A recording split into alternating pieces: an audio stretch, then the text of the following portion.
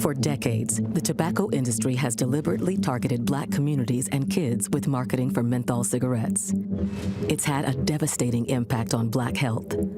Tobacco use claims 45,000 Black lives every year. It's the #1 cause of preventable death. In the 1950s, less than 10% of Black smokers used menthol cigarettes. Today, it's 85%. Ban menthol cigarettes. Save lives. Hello, I'm Paula J. Parker. Truly proud of the Proud Family, Louder and Prouder on Disney+. And you're watching Roland Martin Unfiltered.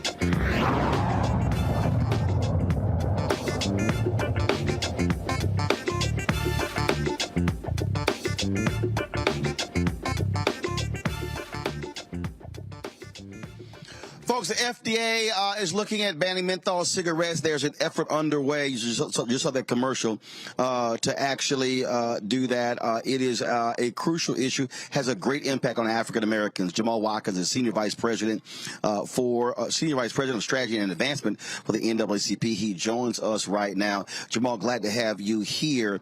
We've been talking about this, and the thing about this, and it was interesting. I was in Cincinnati for the Cincinnati Music Festival. That used to be called the Cool Jazz Festival. And there was a conversation that was happening while I was there with some brothers. They were talking about Cool, the cigarette brand that was sponsoring that. And so these brothers then began to talk about how they were sponsoring so many things. I mean, the reality is, you did not have Black folks smoking menthol cigarettes in huge numbers in the 50s, but that thing blew up because of the massive advertising that was targeted specifically at Black people. And you know what I would say, Roland, and I appreciate you for really putting a spotlight on this issue. When you think about our community and how in many ways we're targeted or not targeted by certain industries, what I realized as a kid growing up in California back in the day, in the 90s, you could go to a conference, a convention, a convening for Black folks, and the lanyards around your neck could say a cigarette brand. And you start to think about as a kid, why in the heck would we literally be walking billboards for something that was not built for us and for our communities? And you realize it was actually built for us and targeting us when you look at the numbers. So for the NAACP and for organizations like mine that are really focusing in on how to balance the needs of the Black community from a racial equity perspective, we really are saying when you're targeting us, especially with something that is addictive and that is about life and death, then that's where we draw the line. And so in this moment, this notion of a ban on menthol and the pushback to the tobacco industry is really about the fact that we have been targeted in many ways and they have been profitable from the pain in our community. And what do you say to the folks who get out throughout, oh, this is going to hurt Black convenience store owners? Let's be clear. The real problem in terms of convenience store ownership is access to capital.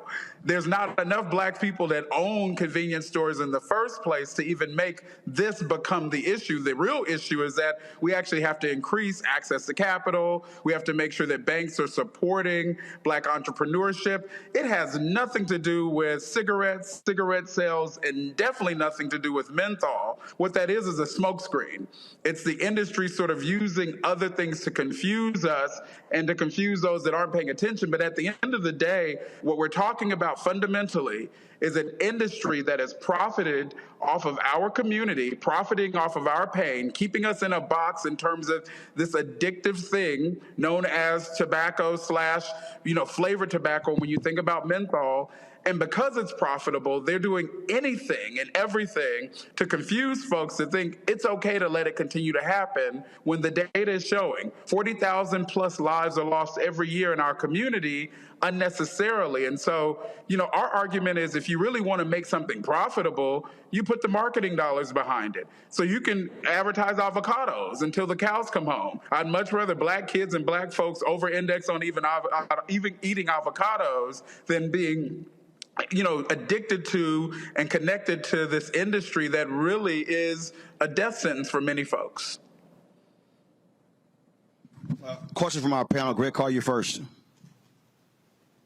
Thank you, Roland. And I appreciate the fact that you brought up the example of Cool Jazz Festival. Of course, the legendary Newport Jazz Festival in the Northeast. This was a very deliberate attempt by cigarette companies to attach the question of smoking with cool jazz musicians, R&B musicians. And of course, we all remember the advertisements in Ebony Magazine and Jet Magazine. Brother Watkins, interesting to see that you have some larger black voices on both sides of this debate. You have some saying that if you kind of criminalize, quote unquote, the use of menthol, it could have an adversarial effect on black communities. How do we reverse engineer, if that's possible, or disentangle this addiction component with the factoring in the kind of coolness in marketing? You know, what are the best strategies to get all our people on one side, namely that this is death-dealing activity, and kind of take out that element that could, you know, taking this out of play could have a bad effect on those who are the most vulnerable in our communities? You know, Brother Carr, I'm glad you lifted this up. I would say three things that are at play here. Number one is when an industry like the tobacco industry uses money, marketing dollars, advertising dollars, and in some cases investment, meaning, you know, you create a jazz festival, you give a donation to an organization, you actually give money to politicians. It actually ties in the financial benefits so that folks who should be speaking truth to power, who should be saying this is not for our people, this is not right for our communities, are actually being led by the dollar. So one of the things we have to do is disentangle the moneyed interests. And I know that's a tough conversation for some folks, but if we're going to be honest, we got to be honest about it. If you took 100,000 or 200,000 to be complicit with this industry, that's a problem. We got to untangle that. The second thing that comes to mind is I don't know any parent or any community that says, you know, those cigarettes, they're going to get you targeted by the police. And in many ways, that's not the issue. When you talk about over-policing, when you talk about racist policing, those things are not driven by what you're selling per se on the corner. And I've heard folks say, well, if you're selling a Lucy on the corner and menthol is banned and it's illegal, then the cops are going to target us even more. That's BS. At the end of the day, we know that over-policing and racist policing is driven by something completely off base that has nothing to do with this industry per se. But then that third reality I think you're lifting up is how we disentangle the debate is we make it about lives. We're not talking about taking away folks' choices. You can choose to do whatever you want, but when the industry is purposefully targeting our children and our communities, when you go to the corner stores, the bodegas, and all you see are these ads and you don't see ads for fresh fruit and vegetables like you see in other neighborhoods, you know there is a problem. And that actually is the crux of what we're dealing with. Thank you. Yes. Candace. Jamal, where does vaping fit into all of this in terms of the marketing efforts? Are they along the same lines? And is there that type of oversight over vaping that we're seeing with the menthol? How are they connected, if at all? And you ask a good question. And, you know, this is not necessarily a popular thing to say, but smoking in general is not good for folks. It affects your lungs. Doctors, nurses, folks in the medical community, research has shown that. And so when you think about vaping, especially for young people, the flavored vapes and the advertisement that says, oh, this is something that's safer, it actually is having a negative effect on young people's lungs and people who vape. And again, the NAACP is not in the business of telling individuals how to live. If you want to live your life smoking and vaping, that is a choice you can make. But when the industry is targeting our children and using marketing dollars and deceptive advertising and investing in others in our community to be spokespersons for them, it's actually racialized in a way that is unacceptable. It's the thing that other communities won't tolerate, and so why should we? And so when you think about the notion of vaping, I would say at the end of the day for the NAACP, our policies have to be consistent, and it is consistent that any predatory marketing, any predatory activities through these companies that actually harm our children, harm our men and women, we say no to that and we fight back through both policy and advocacy activities. Reezy. Yeah, thank you for being here. I think there's something insidious about using the fact that Black people have been targeted for a preference of menthols and say that, well, Black people prefer menthol, so that's why they're going to be disproportionately impacted by it. Well, yeah, that's what we're trying to undo here. Also, I just want to say that, like to your point earlier about cigarettes being a part of law enforcement, that's a pretext. We all know what pretext is. It's using something as an excuse to do something that you were going to do anyway. So I think that that's a BS excuse. But do you think that there's a real pushback outside of marketing and advertising to this FDA rule? And how do those of us who do agree with this proposed ban, how do we get involved?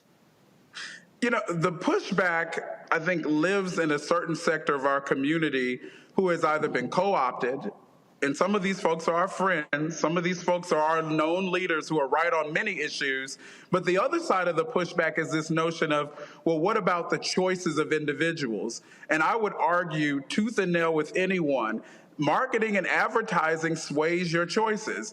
I don't know about you all, but I have seen a slew of pink everywhere because the Barbie advertising budget was massive. And for whatever reason, people think, oh, it's organic and natural. No, you have been hit over the head by the marketing and advertising, and now you and your mom and your cousin is wearing pink when you wasn't fooling with Barbie 10 months ago or a year ago. That wasn't your thing. Right. When you think about menthol, when you think about the statistics, if you hammer home, this is something you should like, this is something that's cool. We going to the jazz festival, and this is the thing in our faces. We're seeing it on commercials. It's cheaper in our communities. It is literally a manipulative form of advertising and marketing that got us brainwashed and hoodwinked to thinking this is okay. But when you show folks, guess what? Nana and Big Mama is dying because they're smoking these menthols. That Uncle Cephas, he ain't here no more because lung disease done took him out. And it's because of this menthol. It's because of this practice. I think we got to get back to that and speak truth to power on that front.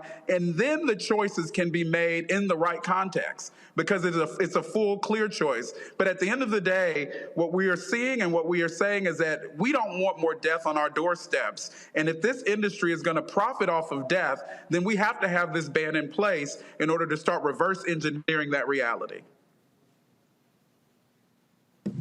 All right, Jamal, we appreciate it. Thanks for the NAACP's advocacy on behalf of this issue. All right, thank you all. And we are at our convention here in Boston, and we're going to keep speaking to this issue, keep connecting the dots, and we're proud of partners like the Divine Nine who are coming along in the right way, my fraternity and others, and we're going to keep the fight going to make sure that that this ban on menthol is the reality for all of us because it's about saving lives. All right, we appreciate it. Thank you so very much.